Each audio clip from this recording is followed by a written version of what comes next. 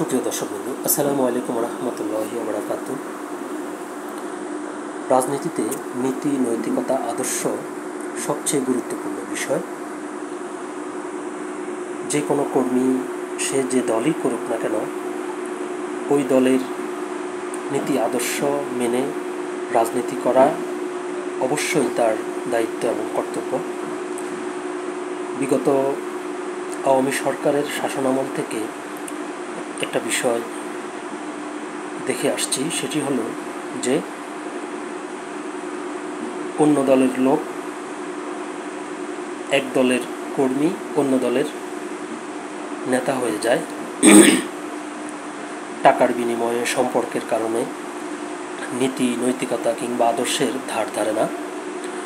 তো সকলে আশা করেছিল যে জুলাই আগস্ট ছাত্র জনতার গণ অভ্যুত্থান পরবর্তী বাংলাদেশের যে রাজনীতি, সেখানে এই কালচার পরিবর্তন হবে। তবে দুঃখজনক হলেও সত্য, এই কালচার পরিবর্তন হয়নি।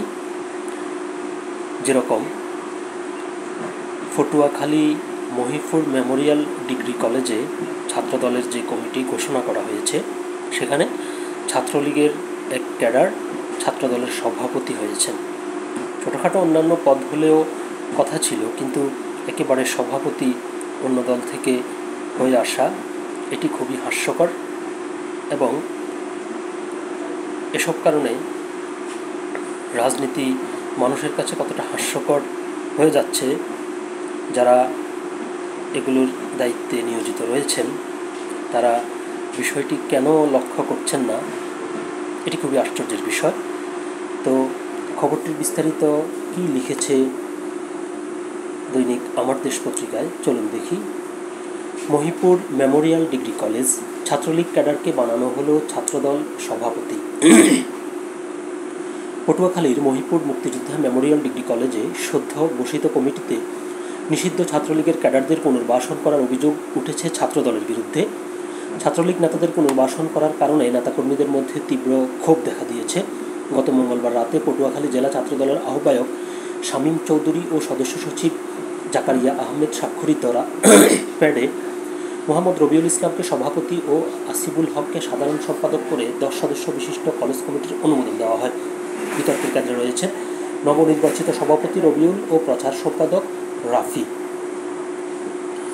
অভিযোগ রয়েছে, দুজনই আগে একই কলেজে ছাত্রলীগের গুরুত্বপূর্ণ পদে ছিলেন এবং ছাত্রলীগের বিভিন্ন কার্যক্রমে সক্রিয় অংশগ্রহণ করতেন।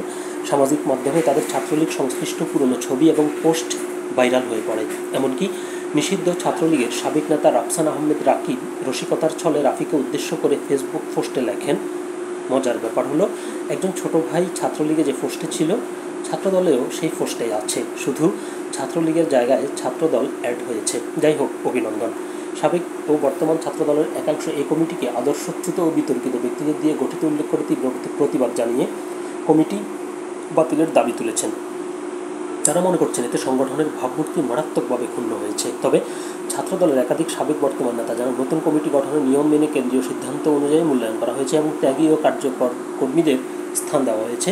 একটি পক্ষ ইচ্ছাকৃতভাবে কমিটির বিরুদ্ধে অপপ্রচার চালাচ্ছে। এই বিষয়ে পটুয়াখালী জেলা ছাত্রদলের আহ্বায়ক শামীম চৌধুরী বলেন, মহিপুর কলেজ ছাত্রদলের কমিটি নিয়ে আমরা অবগত আছি, বিষয়টি খতিয়ে দেখা হচ্ছে। তো ওনারা খতিয়ে দেখছেন। আশা করছি যে অভিযোগ উঠেছে সে ব্যাপারে তারা তড়িৎ এবং প্রয়োজনীয় পদক্ষেপ গ্রহণ করবেন। সকলে ভালো থাকবেন, সুস্থ থাকবেন। আল্লাহ হাফেজ।